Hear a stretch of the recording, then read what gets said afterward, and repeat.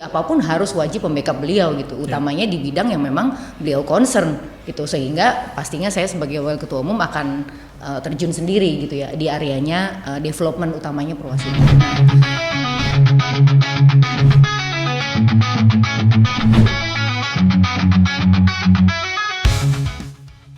Momen mengejutkan terjadi saat Persib Bandung melawan Malut United pada laga pekan ke-31 Liga 1 2024-2025 ketika Ciro Alves harus meninggalkan lapangan usai diganjar kartu merah oleh wasit. Namun yang menarik bukan hanya kubu Persib Bandung yang mempertanyakan keputusan tersebut. Bahkan para pemain Malut United pun mengaku bahwa kartu merah itu tidak pantas diberikan kepada Ciro Alves. Diketahui saat terjadi scrimmage di kotak penalti Malut United, VAR menangkap momen tangan Ciro Alves berayun ke wajah Angulo. Lebih lanjut, Ciro menyebut para pemain Malut United sempat mengatakan padanya bahwa dirinya tidak pantas mendapatkan kartu merah. Saat tengah mengecek VAR, semua pemain mengira untuk melihat apakah ada penalti atau bukan pada Beckham Putra. Wasit yang sebelumnya tidak melihat kejadian ini langsung melakukan peninjauan melalui layar VAR. Tanpa ampun, Ciro Alves diganjar kartu merah langsung. Akibatnya, pemain andalan Persib Bandung ini harus keluar lapangan lebih awal. Setelah merasa dirugikan wasit di musim terakhirnya bersama Maung Bandung, Ciro Alves pun mencurahkan isi hatinya dengan jujur.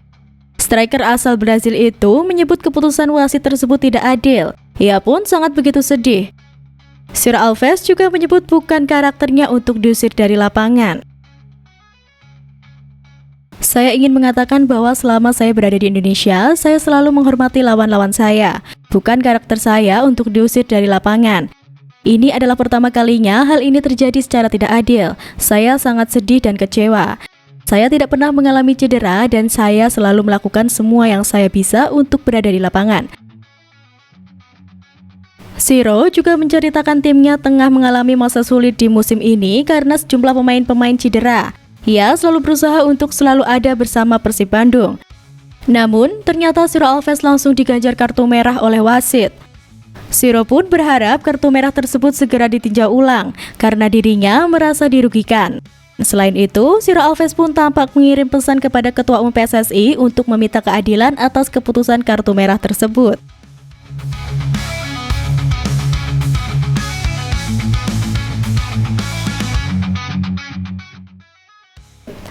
Kini, wasit yang memimpin jalannya pertandingan antara Malut United menghadapi Persib Bandung itu pun menjadi sorotan banyak pihak. Dua nama yang paling menjadi sorotan adalah wasit utama, yakni Agung Setiawan dan wasit VAR Tommy Manggopa. Nama Agung Setiawan sendiri setelah ditelusuri ternyata memiliki rekam jejak yang tak baik di persepakbolaan Indonesia. Diketahui, Agung Setiawan sendiri sama sekali belum pernah memimpin laga Persib sebelumnya.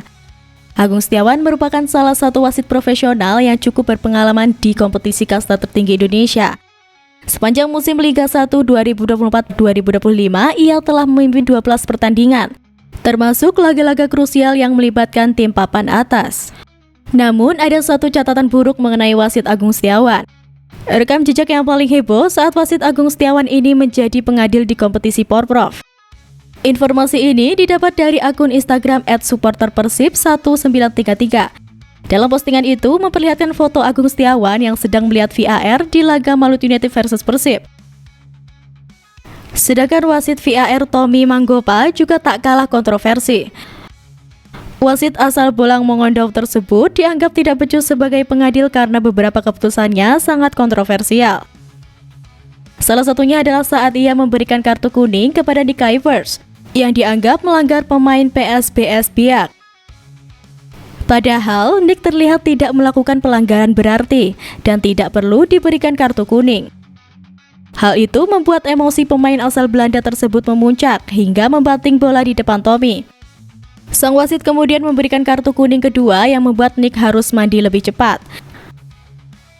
Keputusan kontroversial lainnya adalah saat Tommy tidak memberikan kartu merah kepada Fabiano Beltram yang melakukan tackle keras terhadap David da Silva. Awalnya, ia bahkan tak menganggap hal tersebut merupakan suatu pelanggaran sebelum akhirnya ada panggilan dari wasit VAR untuk mereview kejadian tersebut. Ketika ia melakukan review, panggilan yang terjadi adalah untuk memutuskan apakah Fabiano layak di kartu merah atau tidak. Tommy kemudian menggajar Fabiano dengan kartu kuning yang tentunya membuat seluruh tim Persib melakukan protes keras terhadap keputusannya. Entah kebetulan atau tidak, ada fakta menarik bahwa ternyata Tommy Mangkopa pernah menjadi rekan satu tim dari Fabiano Beltram. Kala ia masih aktif bermain sepak bola di Persmin Minahasa yang Tommy perkuat selama 8 musim dari tahun 2000 hingga 2008.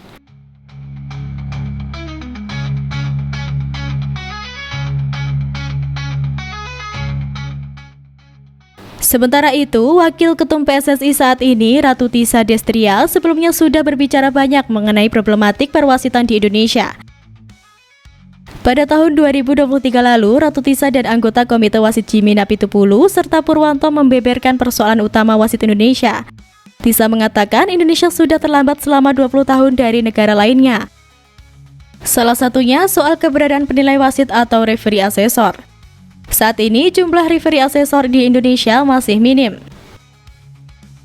Referee asesor itu Indonesia punya sejak 2017, sedangkan di negara lain itu sudah ada sejak awal-awal. Setiap federasi itu harus punya referee asesor.